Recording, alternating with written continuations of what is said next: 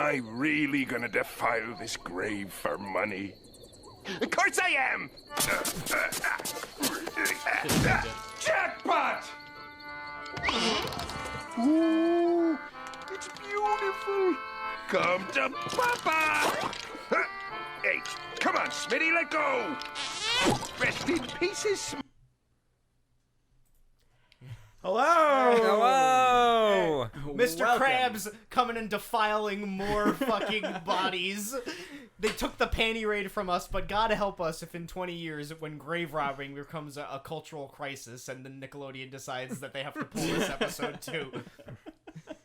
Guys, we are back finally with a episode that people were way more excited for than we were. Yeah, holy shit. Phantasm is a movie, barely, and we listen, watched it. I don't want to be too much of a downer or a dick about this No, movie. but I want to be realistic about how we felt about this. Yeah, I mean, I can be honest, but I also yeah. acknowledge that because there was a big fan base Yeah. for this movie, Yeah. especially I- of our followers, I- and I know that people are excited to hear us talk about this movie, so I want to at least give it a fair shake. Absolutely. Yeah. And Even though I despised it. I but- think the general consensus here is it is a much-loved film. We just don't understand why it's much loved. Basically, what's wrong with you guys? No, I'm kidding. I think it definitely has merits. We'll get into it more. Why don't we just jump right in and play the trailer for Phantasm? There we go.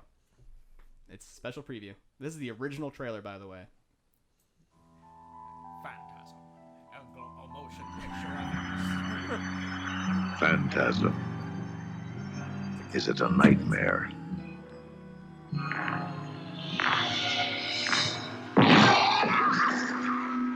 Phantasm. Is it an illusion?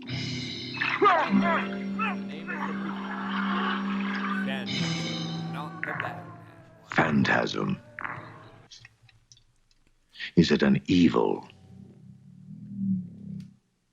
This is actually what Jeremy Irons was referencing in that BBC movie. He said Phantasm. Mask of the Phantasm. You have to take me home. But why? No questions. You must take me home. Phantasm. Is it a fantasy?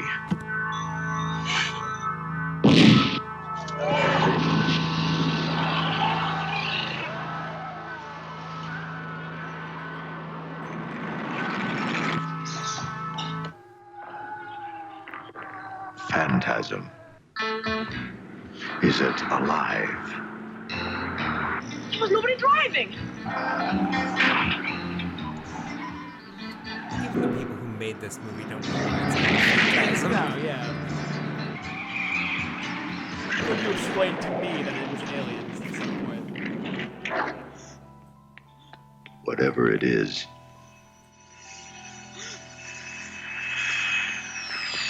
If this one doesn't scare you, you're already dead. It's a fucking rad tagline. I actually I'm not shot as fucking dope. Phantasm. Alright, well that was better than the movie itself. That trailer poses many questions about what is Phantasm. Is it a It's like, first off, none of those questions are going to get answered in the movie. No. Yeah. I don't even know what a phantasm is. What I can gather from it, because there's a lot of ghost sex, is that it is a phantom's orgasm. That is what I have come to the conclusion. It is a fangasm. Oh, God. I said that like Norm Macdonald. I have come to the conclusion that it is a phantom orgasm. An orgasm by a phantom. Your Norm Macdonald has like just a tinge of Christopher Walken It in is there. Star Wars Episode 4.5, The Phantasm Menace. I want to take just a moment to thank everyone in the chat who's joining us. We are actually doing this stream for the first time across multiple platforms. We are on Facebook, Twitter, Twitch, and YouTube. So now we can embarrass ourselves 3 more places than usual. Yes, but I will say at the moment, if you are in the chat for any platform that is not Twitch, we cannot see it. We are supposed to be able to, having a little technical difficulties with that. We'll get it worked out, and hopefully that won't be the case in the future. Yeah. But thank you, whatever platform you're on, for joining us. We super appreciate it, and we're excited to bring RMR to more people who probably don't have an interest. Yeah, but also aside from this movie, later on we're going to be doing the Save Horror bracket, the yearly March Madness horror movie bracket, which Phantasm is included on. So we figured that this would be a good prelude to that, and the main event really is just doing that bracket because we love doing that. Because we can tell you that Phantasm will not be getting far. It won't. I don't think it's gonna pass the first round. Honestly, no. Whatever it's up against, it's like I don't think it made it past the first round in the actual Save Horror Madness competition. It has this bizarre love for it, and maybe it's because it's just such a bizarre movie. I haven't seen the sequels. I feel like I've heard that the second is really good, and then like the third is just like a nothing. It's almost like Psycho and Texas Chainsaw, where it's like the first is like this weird cultish budgeted whatever thing. The second is this unappreciated gorific masterpiece, and the third just falters and is a third movie. Psycho 2 will always be like one of the greatest surprises I've ever had on and this Texas show. Chainsaw 2. We didn't have that on the show, but it was a big surprise. No, but speaking of movies that we watched for Dismember the Bachelor of Lewis's Bachelor Party, which Texas Chainsaw 2 was one of them. The other finale. one, which this movie very much reminded me of. Watching this movie was almost an identical experience to watching The Beyond. I can totally see that. Because the progression that I felt watching this movie was because as it first started out, I was kind of getting into like, I really like the score for the movie. I really do like that little piano intro, which I said, I think it sounds like the opening to Evanescence Bring Me to Life, and you were like, no, you're stupid. Then I played it, and then and Mike started singing. And I'm like, how do you not hear this? You were right. Once you were singing it over there. Once he sings it plays. It also sounds a lot like John Carpenter's score for The Fog. Lewis and I were saying it's almost like John Carpenter scored this movie, but nothing good of John Carpenter came out of this movie. It is an Avco Embassy film, which I know they produced a lot of his early films too. Right. But so have you guys seen this movie before? No, I had once. Yeah, this is the first time I ever seen it, and as I was going through watching this, the progression I felt it because it's like I do like this recurring score, and I really like the set design for like the mausoleum. The mortuary is beautiful. Yeah, and I'm like this kind of. I was like, okay, I'm kind of getting some vibes of like.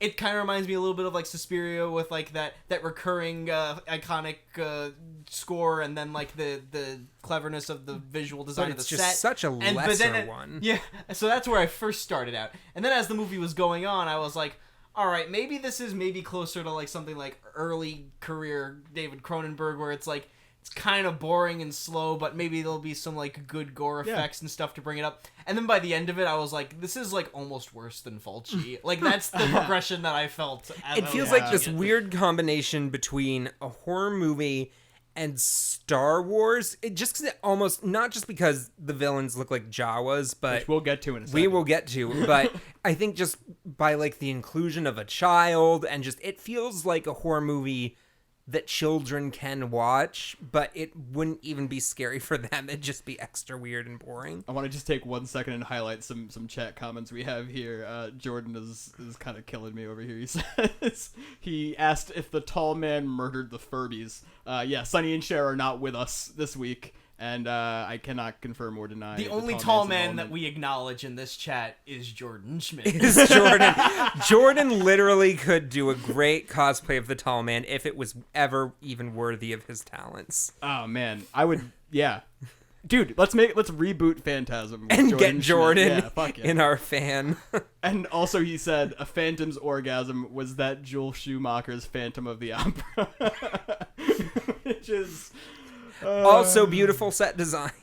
Yeah, very, very true. Joel Schumacher knows how to make things look pretty. So I left this movie thinking the central thesis behind it was, I guess Don Coscarelli's central thesis was, let's take things that are not scary and make them scary.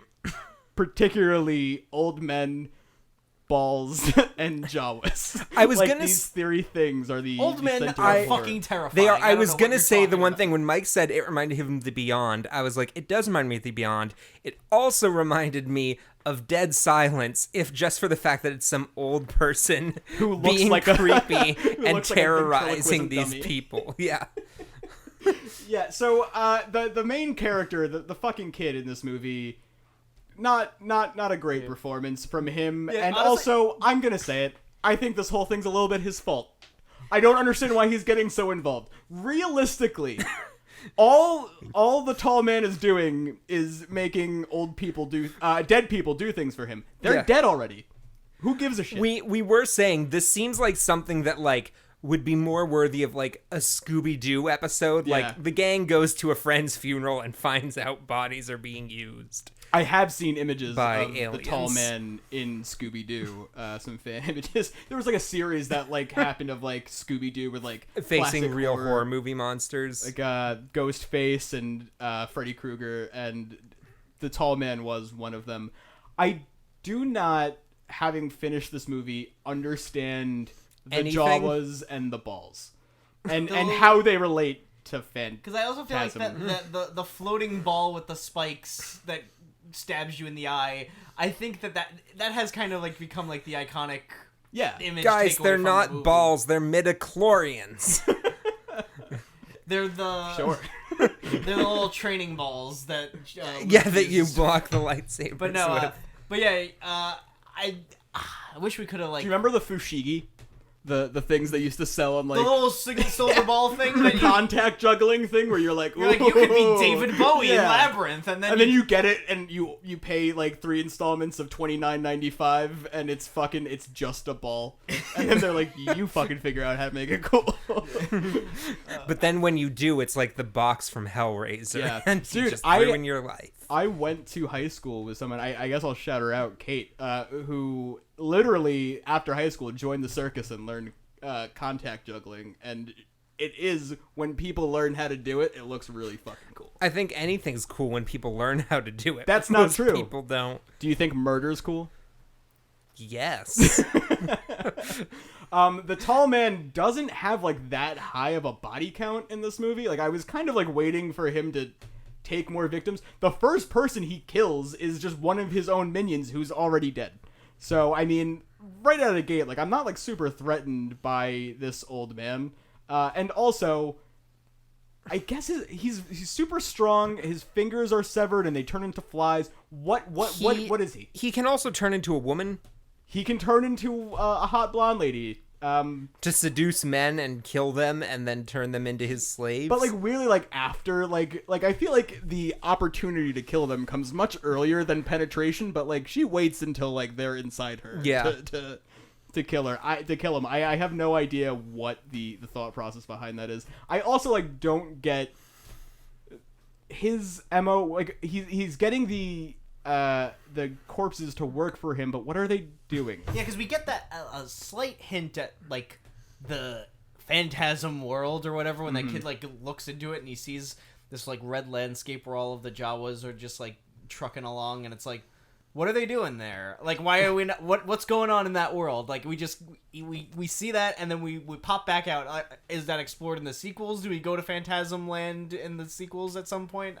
I have to clue. assume so. If anyone in the chat has seen any of the sequels, please give us shed some light on this situation, because it was a really weird thing to include for like literally 2 seconds at the end of the movie. And it's very abstract. The world looks like, I don't know, like a 14-year-old kid's It looks binder. like Mars, like Yeah. It's, I don't know. maybe it is Mars. This, like- I was telling Lewis, this is like a more boring version of the Rocky Horror Picture Show. It is like some alien in his house on the hill, like doing some Yeah. experiments. Anyway, the kid's the villain, I think. It's pretty clear. I think once dead people are dead, that's fair game. You do whatever you want to those dead people. That's not our business. That's But what if between... they're using the dead people to like bring them back to life to like hunt other people? Like, Well, no, they were hunting the one kid who was like a piece of shit and who like wouldn't mind his own business. He kept popping. He stalked so many people in the first like 15 minutes of the movie. He's stalking his brother. yeah, he's stalking the he's tall creeping man. on his brother as he's trying to Yeah. get some tail in the cemetery. And he's like 100 feet away. Is the crazy, like, he's not, I don't know. Until he's chased by the Jawas. And The Jawas, yeah. What the fuck are those things? Let's take a look. We pulled a clip here of the Jawas. which might shed a little more light on what they are. Yeah.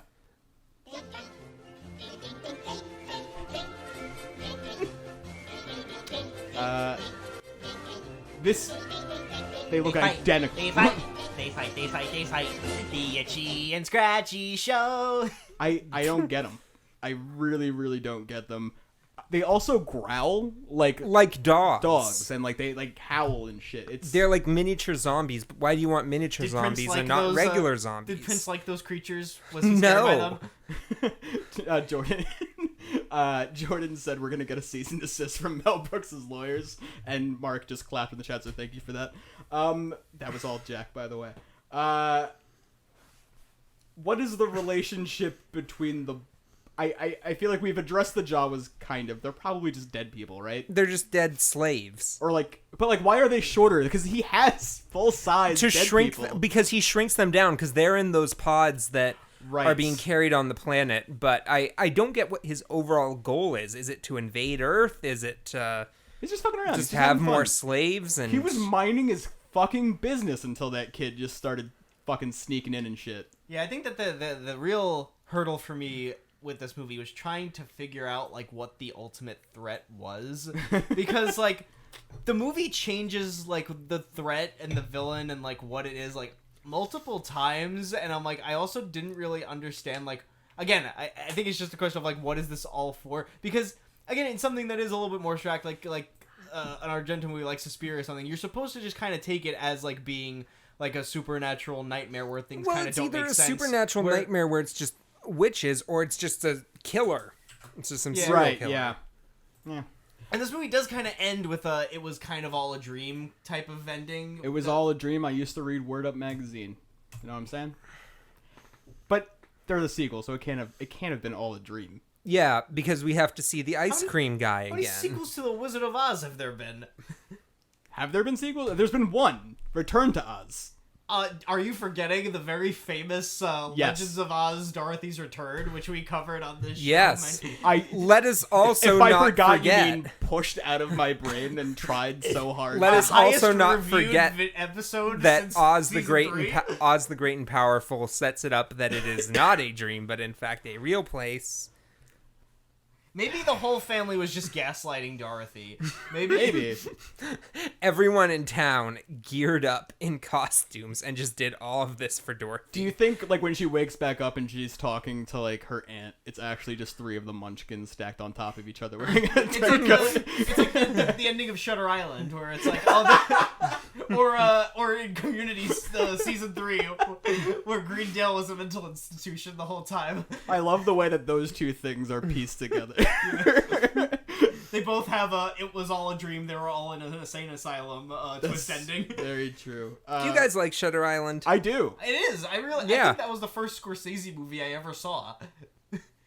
Well, that's a whole other thing. Yeah. What I remember more than anything about that movie, though, is just how long it took to come out. Like, I remember that movie being advertised for like 3 years before it finally released. It got pushed back a couple of times, and I know it was coming right off of The Departed, so like expectations for Scorsese were like, this is gonna be a masterpiece, and then it came out and it was just like a pretty cool horror movie, and they're like, this is Scorsese's worst movie. I'm like, no, this is fun. This is like a really interesting thriller. I like that my two favorite Scorsese movies are the ones where he just does Hitchcock. It's Cape Fear and Shutter Island. I've still never seen Cape Fear. It's really good. We'll watch it sometime. Have you ever seen the Simpsons episode of Cape Fear? Yes, I have. It's the best episode of The Simpsons. That's like one of the first episodes that Jack showed that I me showed him because it is one of the best. But I don't think it fully took for you the first time we watched it. Lucky for me, I have listened to the excellent Test Pattern episode on the original Cape Fear and the De Niro remake, and I feel like I have a good grasp of what that movie is. On what each of them are. Yeah. Speaking of The Simpsons, the tall man looks just like Mr. Burns. I'm now realizing. But taller and not hunched over. Yeah. Excellent. Smithers, who is this man? Excellent, boy. So let's talk about the Ice Cream Man and his hair choices, because the bald on top, hair on the sides, and then ponytail down the back, not a good fucking look for anyone. And fooling no one. We know how bald you are. We can fucking see it. The ponytail isn't distracting us. And also, Ice Cream Men don't wear that shit anymore, right? The fucking weird button-up. The weird uniform? No, I don't like that at all. In the 70s. Of course we're not wearing it today. It's so But upsetting. even the Ice Cream Man in Assault on Precinct 13 didn't wear that. Also haven't seen that. Good movie. Jordan doesn't like it. Jordan can infamously quote the soundtrack in all three of its notes. Explain yourself in the chat. Bun dun dun dun dun. Dun dun dun dun dun. The score for this movie is... Wake me up! We're gonna get flagged. We're gonna get flagged. We're on YouTube. We're gonna get pulled right down. We can't do that shit. I don't think we can do a cover. Yeah, I don't think that the analytics are going to pitch perfectly sync up and confuse us for the actual Evanescence copyrighted recording. You would fucking think so, but I've heard tales. Just gonna throw out that Jennifer Gardner beating up sandbags to that song is the greatest moment in superhero movie history. Guys, at some point we're gonna have to cover Daredevil and Elektra. Oh, I don't know if I can do Elektra. I think we might have to do just Elektra. Like Elektra, Catwoman, and like Green Hornet or something. I have been lobbying hardcore for the Fantastic Four movies from 2005. I'm down. I will do Rise of the Silver Surfer. We spend so much time on this show though talking about crappy superhero movies. Like we have to space it out. Yeah, no, we just what was the we last just one? We did talked about the Snyder Cut. Yeah, we did the Snyder Cut. We did Venom recently. I think that we gotta pace ourselves. I mean, horror is more crappy horror is more our bread and butter. Yeah, but this is acclaimed horror. Yes, I feel like this is definitely one of those kind of. I wouldn't say it's not like a classic horror. Like no one's putting this in the same league as like Halloween or Nightmare on Elm Street. I almost feel like I wonder. One thing we noticed before this is that the remaster was done by Bad Robot. Yeah. I wonder if no one actually likes this movie, but that J.J. Abrams marketed the remaster so well that we were all tricked into thinking someone somewhere liked this movie. I will say the remaster was marketed incredibly well. Like it had film festival premiere. Like it was a fucking event when they remastered Phantasm. And I mean, this was like how I found out about like Phantasm to begin with, is that like there's that huge push. You can see here on screen if you're not listening to the audio version, we have the poster for Phantasm Remaster. It's fucking awesome. Makes it look like a much more enjoyable like a much better movie. Yeah. Again, here's what I'll say. The first time I watched this movie was actually the last drive-in episode. Joe Bob Briggs, adding his commentary throughout. And as much as I love hearing Joe Bob Briggs talk about movies, this movie already, I think, has pacing issues. And so to have it kind of divided up into sections separated by like long periods of Joe Bob talking, the pacing seemed a lot worse. This time I think it was a lot breezier. I think Jackie, you and I had a good time just kind of like talking shit throughout it. Yeah, during it. I mean, to be fair, I don't think you miss much. No. I remember watching it on my own. I don't think I parsed anything different that time than I did this time, and it just all kind of doesn't make sense. It becomes this weird fantasy.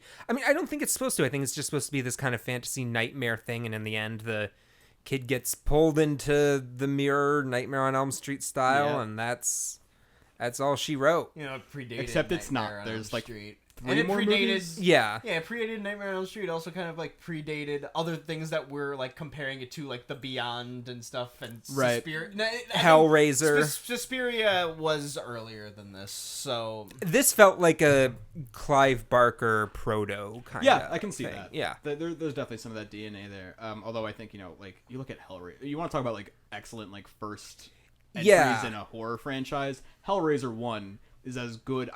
People say Hellraiser 2 is like where the series hits a stride. Completely disagree. That first movie is a goddamn masterpiece. I mean, Hellraiser 2 is just beautiful, though, I think. Oh, absolutely. Yeah. It's really cool. It's like the gore effects and everything. Her being skinless specifically looks really dope. I mean, I wish those whole movies were just about Julia. I think Julia's probably one of my favorite. But anyways, what happens by the second one. We're not talking about Hellraiser. No, we're not. We're talking about a much more boring movie. Is the tall man ever a character? I also kind of want. Does he get lines? Yeah, I'm kind of curious how he develops, and also, are we sticking with that kid? I know Ponytail Guy is in all of them, but I wonder the fate of this child, because he's annoying, not a very well developed or interesting character. He's afraid his brother will leave, and then his brother dies anyways. And also because of him. Also, the dubbing in this movie is about on par with a Fulci or Argento movie. Was this all dubbed? I wasn't. I don't think this looked like it was filmed in California. I think, of course. How do you say his name? Criselli. Sorry, Mark in the chat just said ponytail, cousin of Pony Boy. Shout out to the Outsiders. Stay golden showers. The Outsiders would be a good episode too. I feel like that movie is just like forever associated with like 9th grade Yep. literature that like Because it was literally written by a 9th grader. I never read it. I've never watched it. I have no plans to. Did you go to school? Like how did you get through school? I was in AP English, okay? Oh, so you're I was above you illiterate well, we can't all be reading the classics, Professor. Yeah. Look at Jack fucking big timing us with his AP education. What did you Jesus read? fucking What did you Christ. read? Fucking Faulkner? Do you want to put my balls in? I spark noted Catcher in the Rye so fucking hard. Oh man. You know yeah. what How many books did you actually read in high school that you were assigned? I did read Catcher in the Rye because it is like, again, written specifically to appeal to like a 10th grader's personalities. So I was able to get through reading that. I think I read most of the Great Gatsby. Now you can just watch Joker instead. Yeah. I tried reading Frankenstein and I liked it, but I was falling behind in the class, so I had to like just spark note. Frankenstein's great. Yeah. Yeah. Frankenstein is great. I think what a safe opinion to have. Yeah. Frankenstein is a good Frankenstein is great. A good book. We were talking about Citizen the book. Kane was pretty good too. Yeah. But one of my favorite Not a book. One of my favorite memories from high school literature was that everyone referred to the Canterbury Tales as the Cranberry Tales. Dude, you know what? Cannery Row. Did you guys have to read that shit? No. So it's another like Steinbeck book, and I think it was just like shoved into our educational system because he wrote it about like the town we were living in. So instead of reading The Grapes of Wrath, but like Yes. 90% of people, you read that. But but I mean, Lewis, you do seem to have like some affinity for John Steinbeck. Like your Xbox name was like a Shoot, it still is. Yeah, my PlayStation name is Shoot Lenny. I love Of Mice and Men. I need to show you Lifeboat if you've never seen it. The screenplay was by Steinbeck and it was directed by Hitchcock. Oh, I would love And, to see that. Steinbeck is like definitely like one of those like clearly getting paid by the word motherfuckers. But like These books are kind of short a lot of the time, aren't they? They are. I feel like but, Grapes of Wrath went on forever. Grapes of Wrath did go on forever, and they're short, but they feel like they could be shorter. Yeah. Is the thing. Like there's filler. I like that we're now talking about John Steinbeck after Guys, we're from Phantasm to classy. Steinbeck. Yeah. Let me just also can I ask you. before Okay. we go back on track. My favorite memory of reading anything in high school, we had to read for my. I think I put this in the horny chat on our Discord. If you're a patron, join our Discord. Yeah, if you're on Patreon and not on our Discord, please join. Yeah. We talk about we talk about movies and video games, and then we also have a horny section where we talk about horny things. And then I had referred to a book that I had to read for my senior year religion class. It was a novel called, I believe, the book was called Testimony, and the opening chapter of the book, we were all silently reading it in class, and I'm a little slower reading than everybody else. And then I hear like that checks out.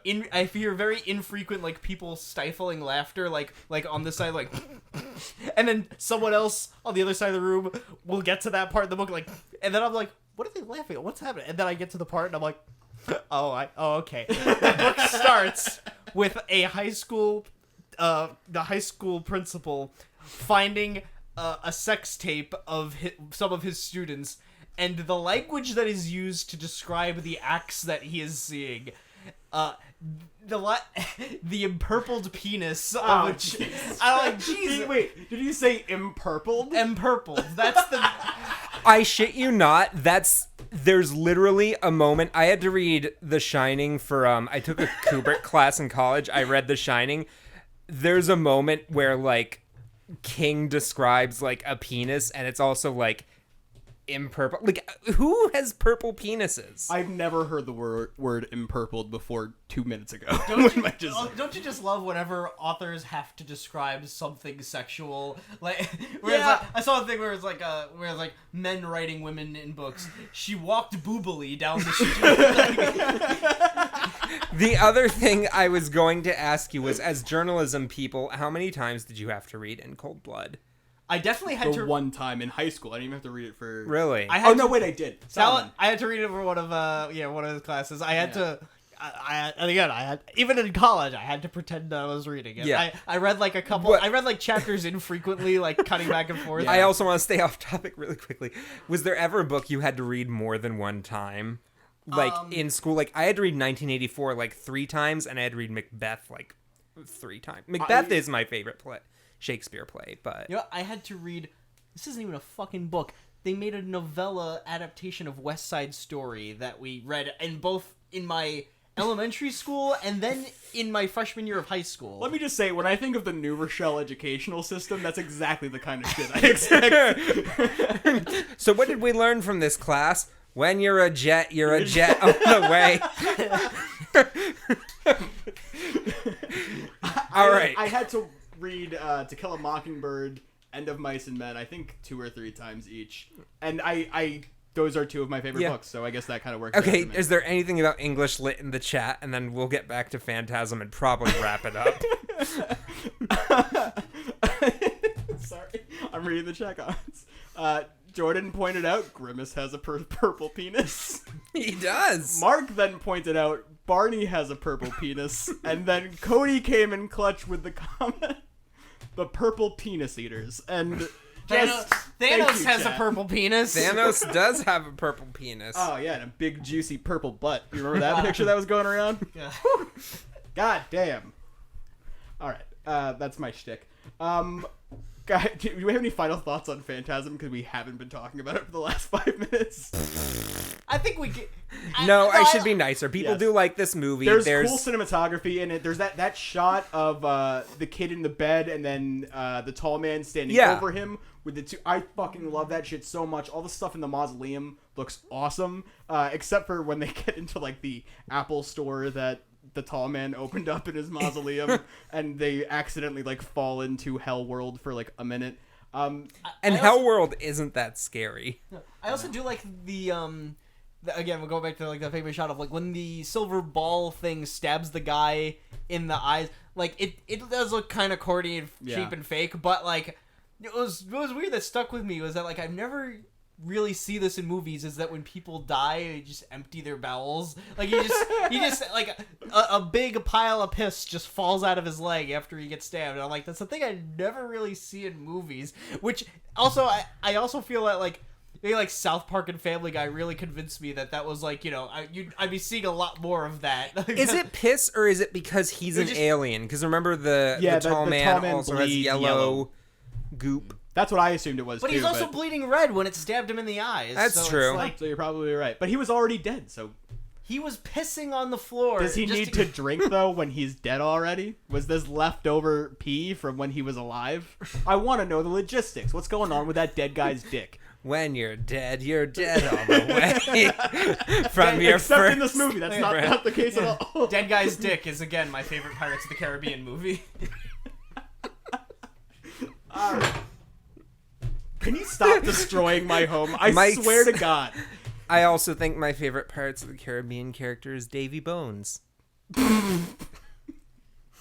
you guys remember, like, Pirates of the Caribbean came out, and then right after the porn movie Pirates came out, and it was, like, the most expensive porn ever made? Didn't they come out Was like it the porn 90s? or was it an asylum movie? Pirates? No. Maybe I'm wrong, but I'm pretty sure it was a direct parody of Pirates of the Caribbean, just called Pirates. I could have swore that came out like... Oh, no, that's Cutthroat Island. You're Cutthroat Island. All right, let's definitely get off this fucking topic. So that was Phantasm. I hope you're not disappointed. We didn't love it, but I do think that there are some saving graces to it. I feel like there is, for people who are certainly interested in this movie, there are probably much more hidden depths that you could dig into with this movie, and I feel like knowing the sequels helps. Yeah, I feel like people who are probably big fans of it are able to gain that from it. But I think that as a standalone movie, not considering the rest of the series or the sequels that I haven't seen, as a standalone movie, it kind of doesn't really make a lot of sense. It's kind of slow and boring. Yeah. It's got like some decent set design and a pretty good score, but overall, not really my favorite. Yeah. No, yeah, but I do invite fans of this movie, hit us up on Twitter at @RMRoulette. Like, let us know, like, what sing those praises, baby. Yeah, let us hear it. Like, we aren't trying to yuck your yum or whatever. I can totally get why someone would do this. There's tons of, like, corny 80s 70s horror that is probably objectively like not great that I fucking adore. So I'm totally on board to hear your arguments. To the list again, and I feel like And no standard picks here. We've got quite the variety. Yeah, this of is a- oddballs. we really let the list run its mouth, and this is what it spat out at us. So, number 1 is Pet Sematary 1989. Which I'm sure you're thankful that it wasn't the newest one. Yeah, that we movie did not can enjoy that. Lick my butt. All right, number 2, another clarification has to be made. Godzilla King of the Monsters, not the new 2019 movie, but this is the Americanized version of the original Japanese movie, right? Yep. I've never seen this. No, and I You've can. never, and with all the Godzilla He hasn't prep seen you've been it. doing, So this is the Americanized English language version of the original 1954 movie, with scenes of Raymond Burr added in as a journalist No, I didn't know that. No. giving commentary. Yeah. So I mean, we all know how But much you you know love what? the original Godzilla. We are going to be watching So- Godzilla vs. Kong after this. We won't be doing commentary. Lewis and I are going to be watching it. But that's the legacy of Americanized Godzilla versus Toho's legacy. So Yeah, this is the beginning of that divergence and what leads to Roland Emmerich's much abomination. loved. This is something that we've touched earlier on in the RMR canon too. We watched Godzilla 1985, which was the Americanized version of the Godzilla resurgence in Japan, and that was dog shit. So I don't have high expectations. Which for I this one. believe also starred Raymond Burr as the same character. Good old Ironsides. I mean, listen, Lewis, the amount of shitty Godzilla movies you had to watch. It's I like- thought I know. was done. I thought I'd reached the end. all right, well, maybe you will. Number 3. My favorite title. The best movie title for any movie. Dick! Dick. Yeah. It's like romantic comedy. Wet, Like, sloppy, chick flick. conspiracy. Not heard of this movie dick. until it came up on the list. I genuinely had not heard of this, so it sounds cool. Number 4, a movie that I have been trying to get onto the show for many a times is Begin Again. John Carney's follow-up to Once, a lovely movie, and Jack is rolling his eyes. But number 5, The Secret Life of Pets. This is the weirdest one that I think is on this selection. Listen, I think this one would make for a good episode. Oh yeah, Hell yeah. It's a weirder animated movie. It than could I be think a most people comedy. expect. Yeah. And then number 6 is Pee-wee's Big Adventure. Now, is that the Tim Burton one? Yes. Yep. Okay. All right. So number 1, Pet Sematary 89. Number 2, Godzilla King of the Monsters. 3, Dick. 4, Begin Again. 5, Secret Life of Pets. And 6, Pee-wee's Big Adventure. And the winner If it's the Godzilla is movie, I'm gonna eat my own dick. Dick. I'm so Dick! this feels like a weird movie for us. I don't know. Well, we're fucking going. Well, for whatever. This is certainly not in our a 90s comedy yes. with Kirsten Dunst and Michelle Williams. it. So, Why not? looks like our next episode is going to be on Dick. Guys, as far as TV boys go, we have an announcement. We will not be doing an episode of TV Boys tonight. We will be ending TV Boys, at least for a while, on our next episode, which we are pivoting. It is going to be on a show that I think we're all on the same page about. We all adore. I Think You Should Leave is going to be our finale for Just TV Boys. the entire series, all 6 episodes. yeah, it's the whole thing. And I'm sorry, continue. Yeah, and Jack.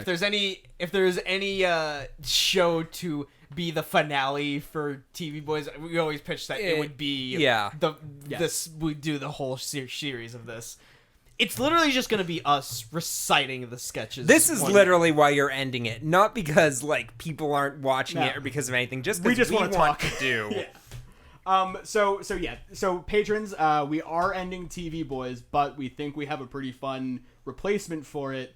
After the next episode, we are going to start doing commentary tracks for each of the movies that we are covering on the show. You guys will have exclusive access to that as your Patreon benefit.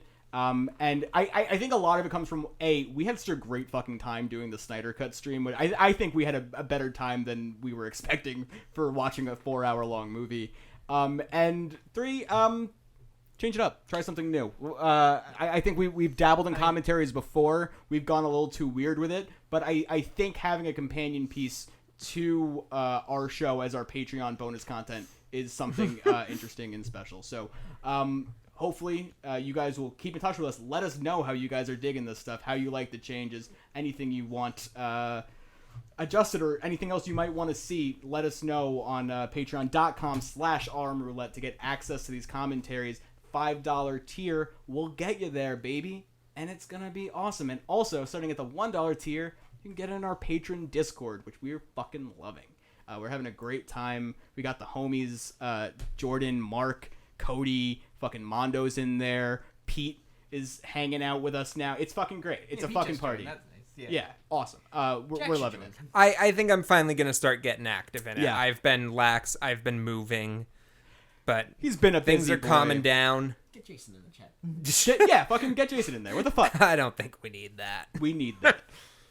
We prefer I'm him. just kidding. I love you, his- Jason. If we had to choose between I one know. of you. It's one of his benefits. He keeps asking us about what his his benefits are. He wants physical gifts. Anyways.